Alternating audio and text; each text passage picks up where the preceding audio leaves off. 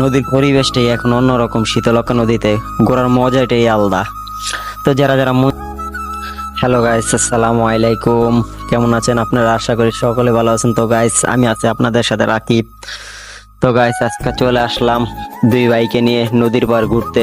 তো ভাইরা বলো নৌকাতে উঠবে, তো ওই ভাইদেরকে নিয়ে আমি নৌকাতে ঘুরতে আসি। তো শীতলক্ষা নদীর মাঝখানে এখন বরাবর আছি, ভালোই লাগতাছে, কাশপুর ব্রিজের কাছাকাছি। তো আমরা ঘুরতে আসি, ভালোই লাগতাছে। তো যারা যারা ঘুরতে পছন্দ করেন তারা তারা অবশ্যই নদীতে এসে ঘুরবেন, ভালো লাগবে। নদীর পরিবেশটাই এখন অন্যরকম, শীতলক্ষা নদীতে ঘোরার মজাটাই আলাদা।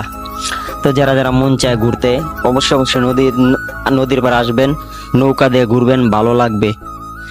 আর নৌকা ঘোরার মজাটাই আলাদা। নদীর মাঝখানে কত সুন্দর সেলফি স্টিক দিয়ে ভিডিও হচ্ছে, কত ভালো লাগতাছে। তো আজকের ভিডিওটা এই পর্যন্ত। ভালো থাকবেন, সুস্থ থাকবেন, আল্লাহ হাফেজ, আসসালাম।